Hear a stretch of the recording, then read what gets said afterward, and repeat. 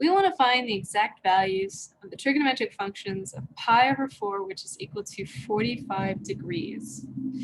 So we want to find these exact values of 6 trigonometric functions. This will be best shown as an example. So we'll work through them together. So we have our image here. We have our unit circle drawn up. We see our initial side, line where it's supposed to be. And our terminal side is cutting straight through our first quadrant here. So since we know that 90 degrees would be here, if we're cutting straight through, this means that theta is going to be 45 degrees, or pi over 4. So we're seeing that our point P of x comma y is going to lie on the line y equals x. It's lying on the dashed line. And it lies on this line because our unit circle has a radius of 1. This means that this line is y equals x or y equals 1x. So this is in the form of y equals mx plus b. So b is 0 because our line is going through the origin and our slope is just 1. So that's how we get our line y equals x. So let's first write this out. So we say point P, which is equal to x comma y, lies on the line y equals x. And y equals x is the dashed line.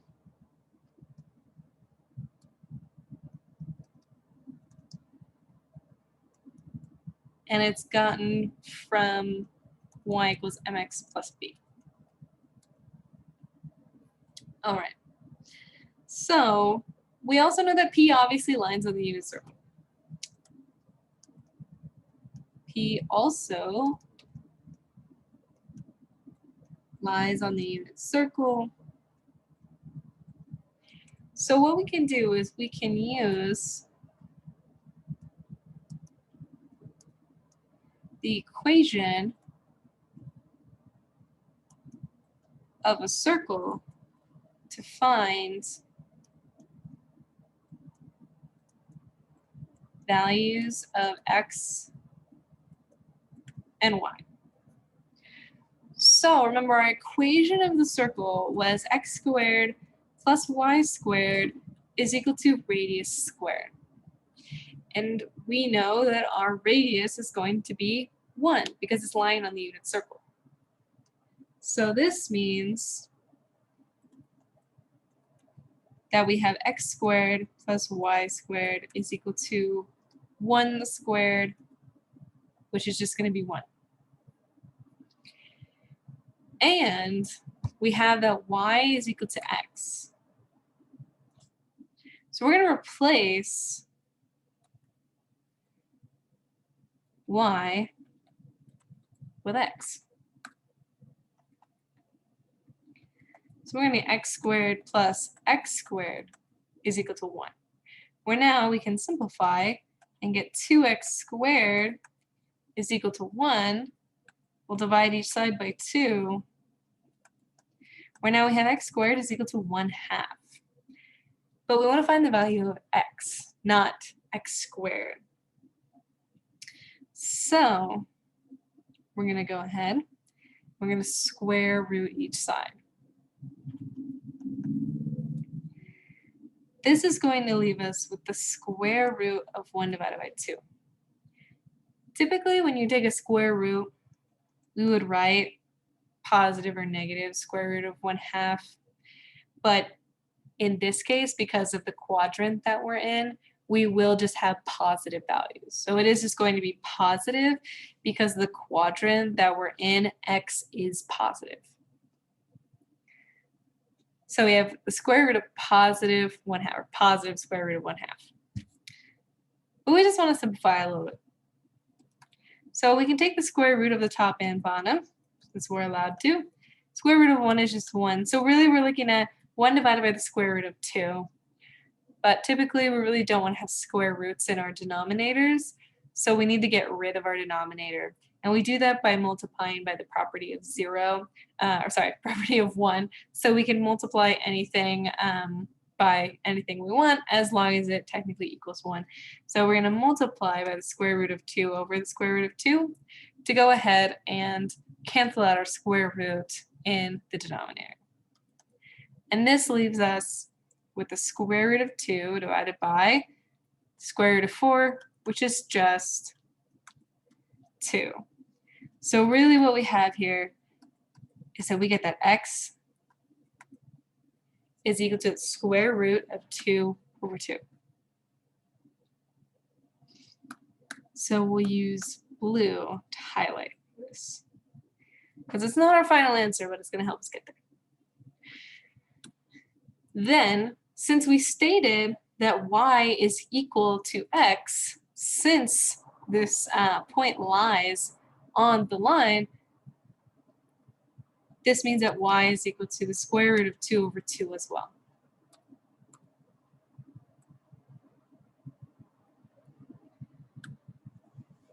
All right, so now we know the values of x and y. We know that p,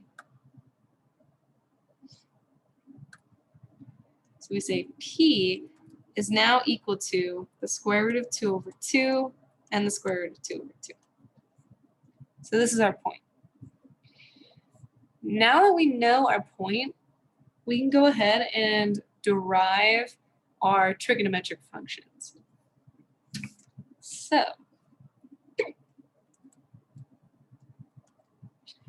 sine of theta, which we said in this case was pi over 4, or 45 degrees,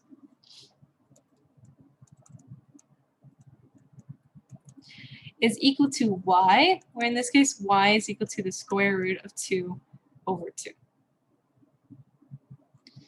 Next we can do cosine. Cosine of pi over 4 is equal to cosine of 45 degrees.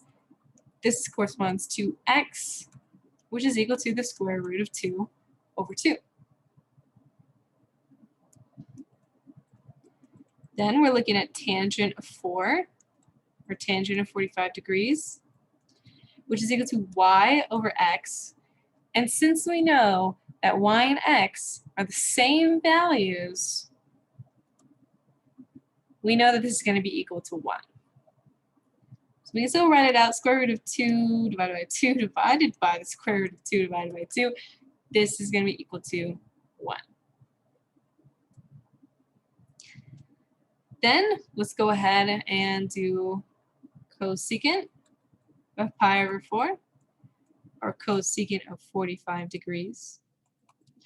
Cosecant is going to give us 1 over y, so it's going to get a little trickier now.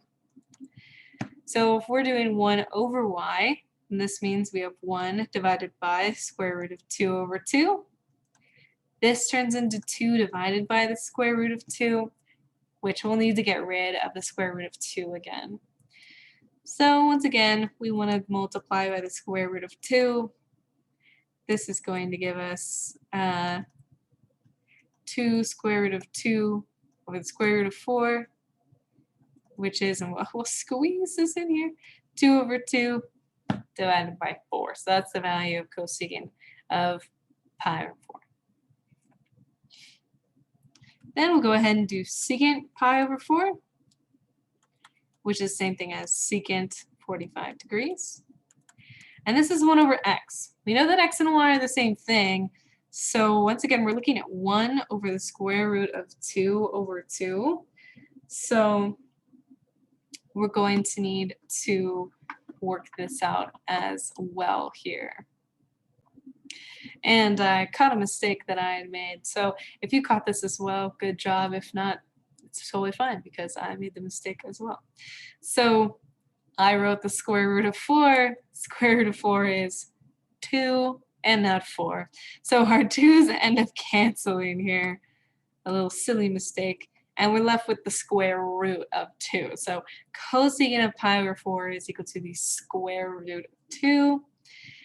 Then we see the same thing happens for secant of pi over 4.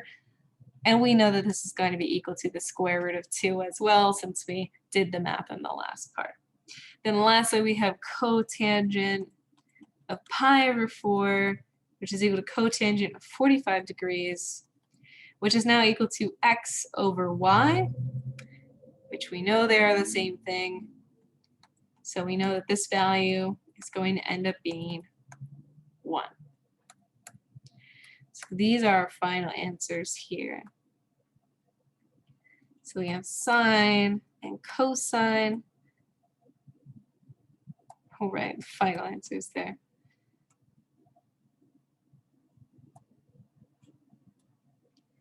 Here are answers for secant, and lastly, cotangent.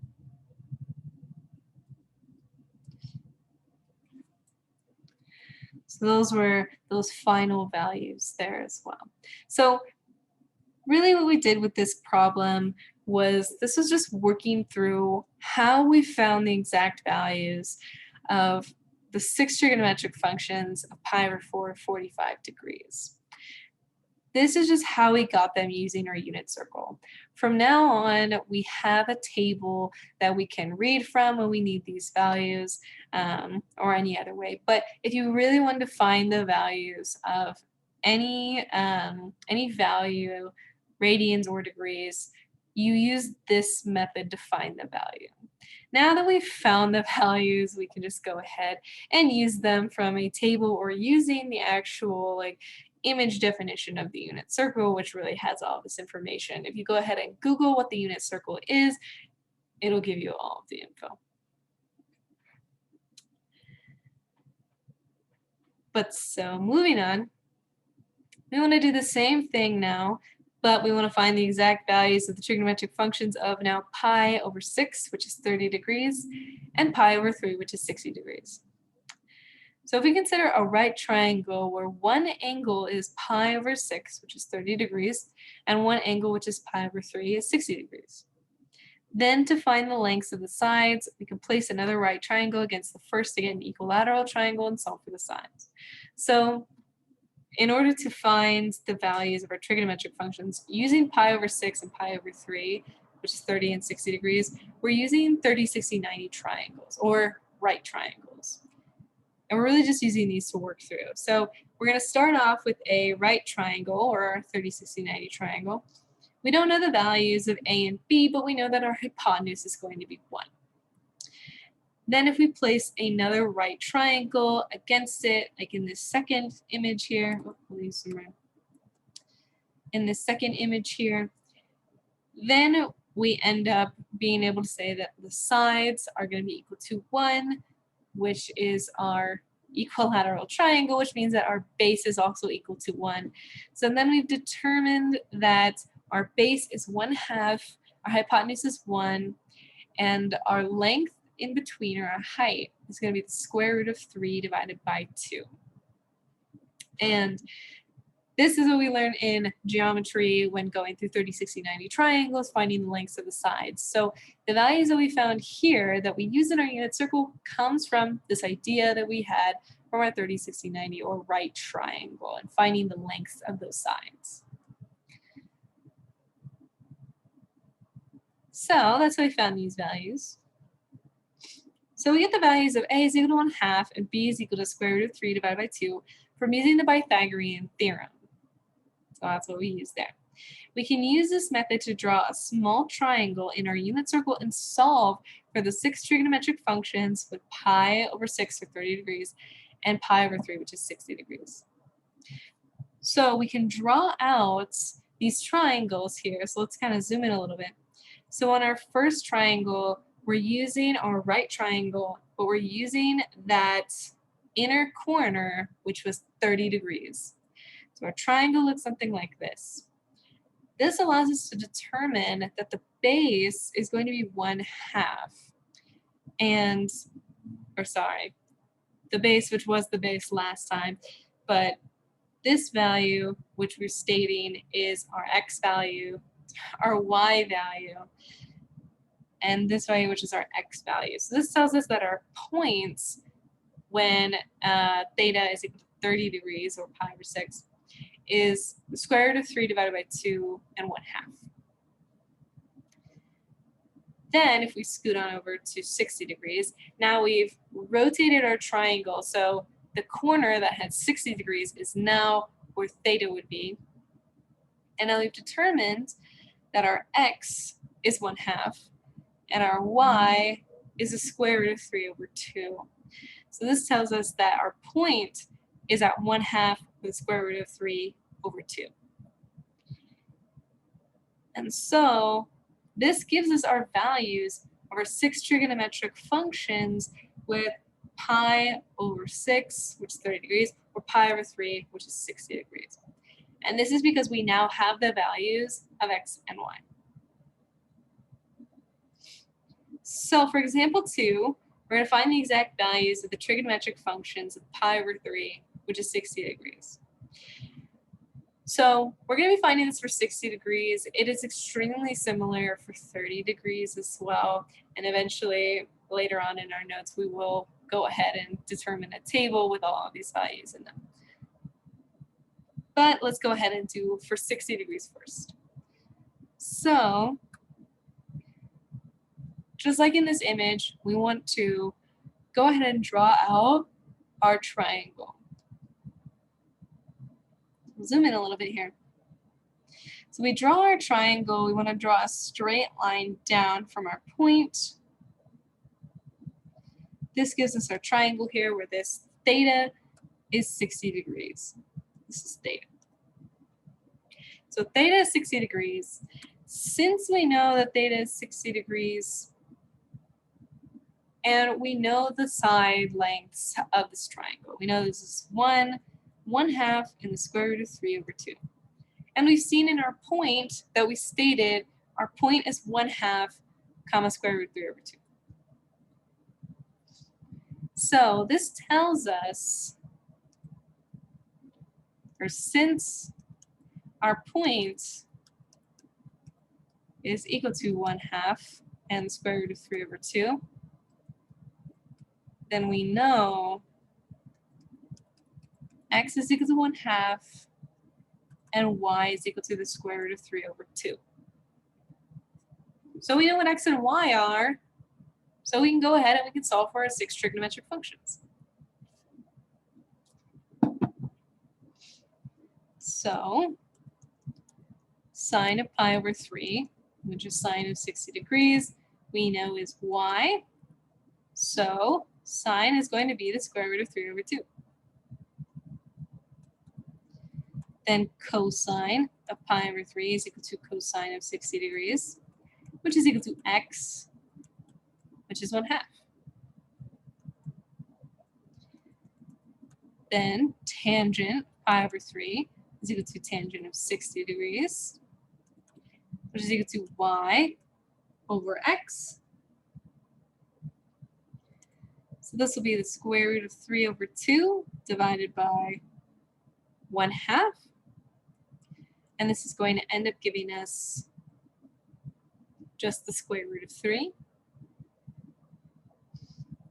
Then we have cosecant pi over 3, which is cosecant of 60 degrees, which is equal to 1 over y.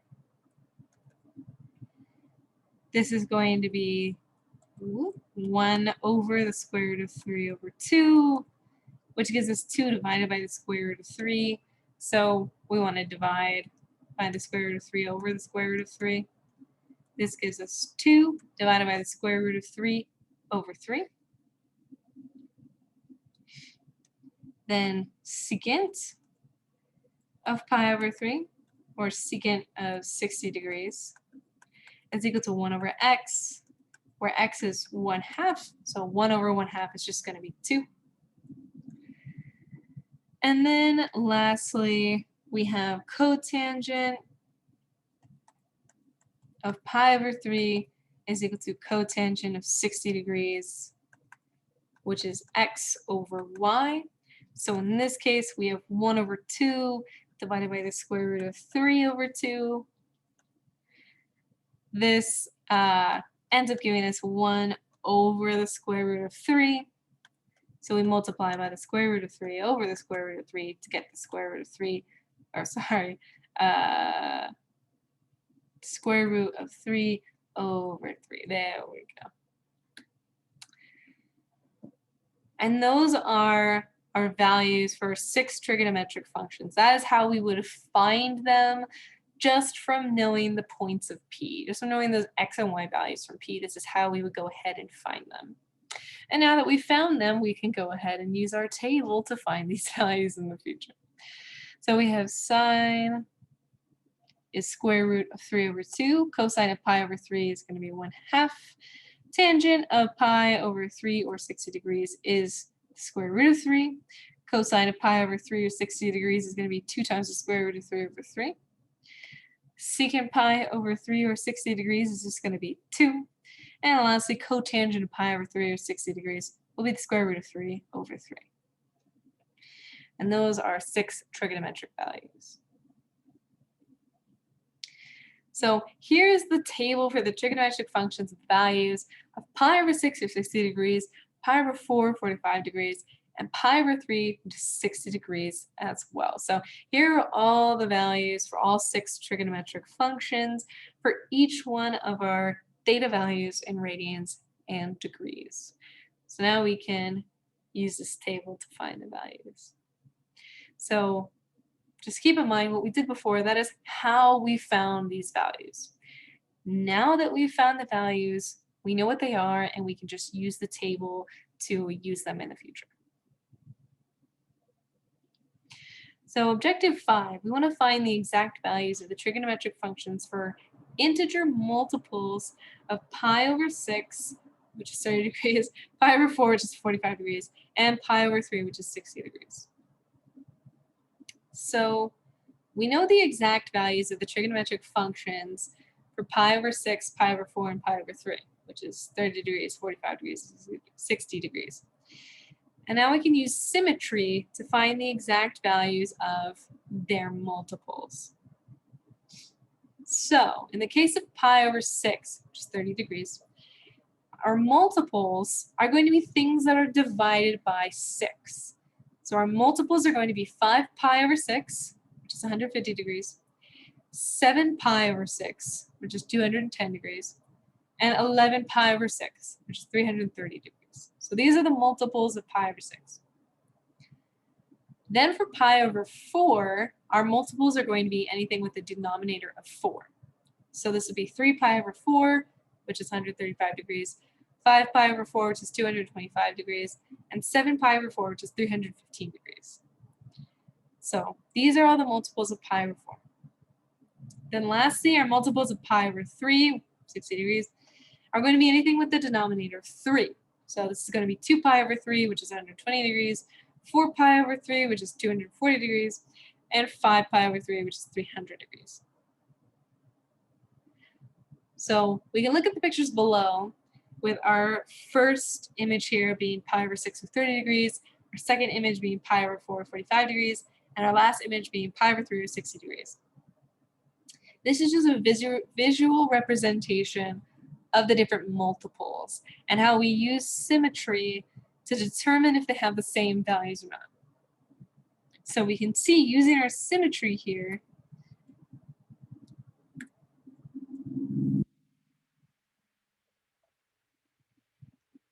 we can see that each one of these values, the base value is the same. The only thing that changes are the positive and negative signs, and that depends on what quadrant it's found in. So same thing with this graph.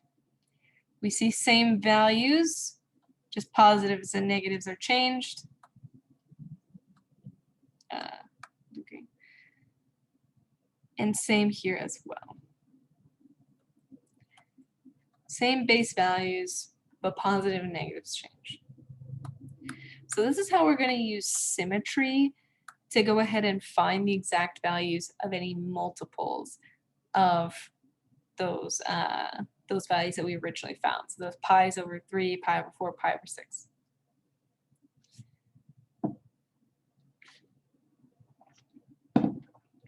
All right. So we want to find the exact values of following multiples. We're going to use our list that we used before to go ahead and help us with these problems. So for part A, we have cosine of 210 degrees. So 210 degrees, let's go ahead and find what multiple that is in radians. So if we scroll up to our list here, it looks like 210 degrees corresponds to 7 pi over 6. So we know that this is also cosine of 7 pi over 6.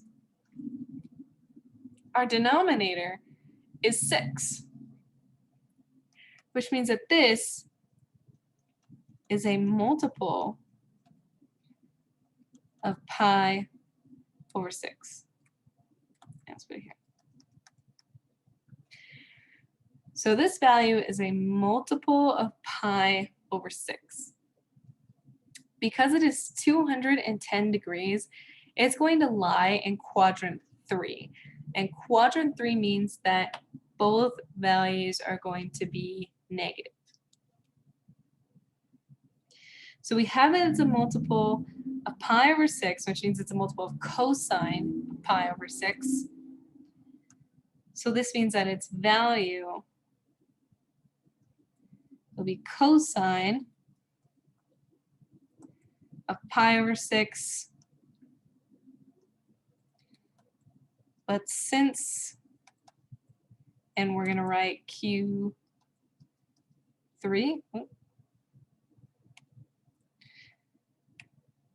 My screen is not having a good time, I guess. 1 second here. All right.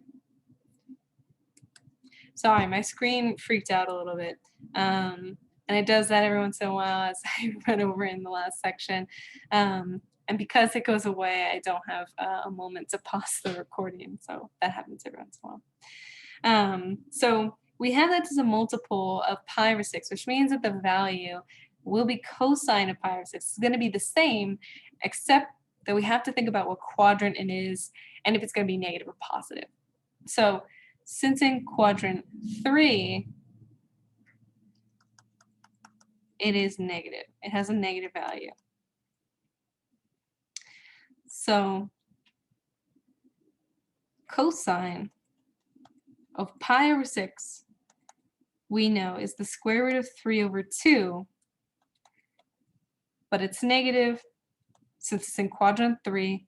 So cosine of 210 degrees is going to end up being negative square root of 3 over 2.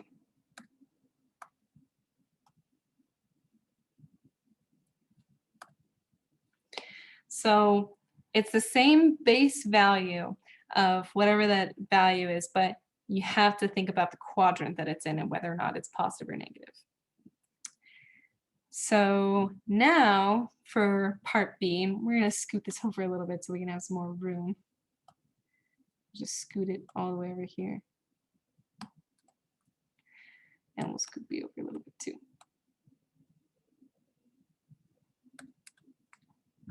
So for part B, we have tangent of 3 pi over 4.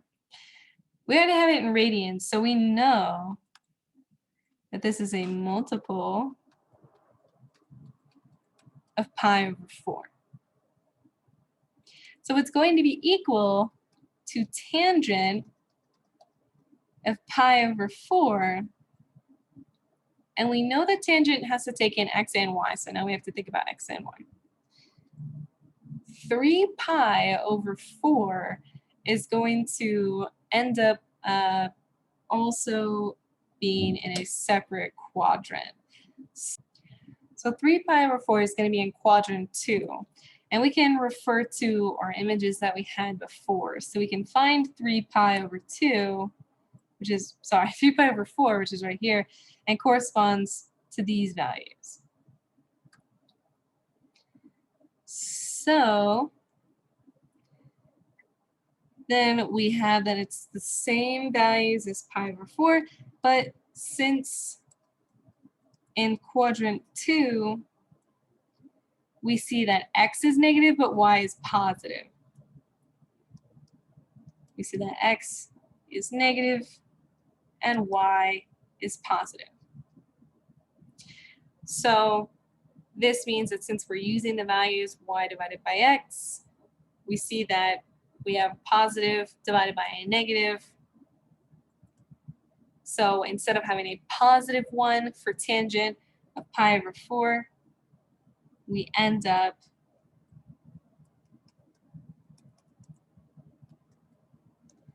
for tangent of 3 pi over 4 is going to give us negative 1 instead because of the quadrant that it's in.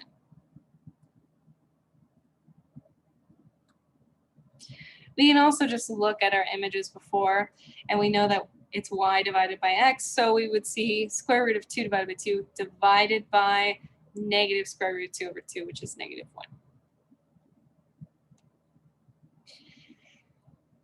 Then lastly, this last value here, sine of 300 degrees, we can go ahead and find which value 300 degrees is. And 300 degrees is going to be 5 pi divided by 3.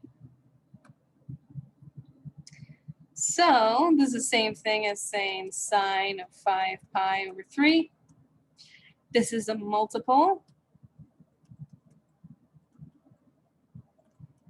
of pi over 3. So we know that it will be similar to sine of pi over 3, but 5 pi over 3, according to our values here, are going to be in quadrant 4. So this means that x is positive and y is negative. Since sine only corresponds to y, we just know that y is negative. Y has the negative value. So sine of pi over 3, since in quadrant 4, we know y is negative. So this means that if sine of pi over 3 was the square root of 3 over 2, then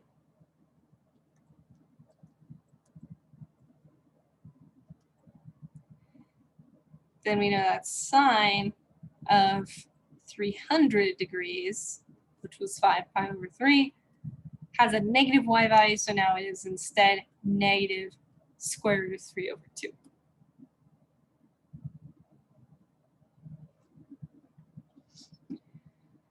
So either way we deal with these, we can just think about what quadrant it's going to be in. If you have either a table or pictures like these available to you, you can use these values as well to see which values are going to be negative and how really that's going to interact with your multiple, your integer multiple of the original values that you know.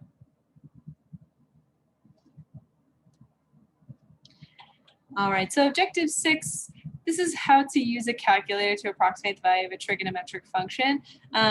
So this is just going to be a really quick section on like how to use your calculator. So your calculator should have keys marked as sine, cosine, and tangent. You can use these to find the value of theta. Make sure to specify theta as degrees or radians in your calculator. You should be able to go to like mode, and then there should be some part that says degrees, radians. So whichever one that you want to be in, you want to make sure that you're in that value, or else you'll get something really crazy. If you want to find cosecant, secant, or cotangent, you do not want to use sine to the power of -1 or cosine to the power of -1 or tangent to the power of -1. These are different than cosecant, secant, or cotangent. These are inverse trig functions, so they're completely different. They'll give you completely different values. So if you want to find secant, cosecant, cotangent, anything like that, you will have to enter in 1 divided by cosine of whatever your angle is for like secant. For cosecant, 1 over sine of theta. For cotangent, 1 over tangent of theta. So something like that.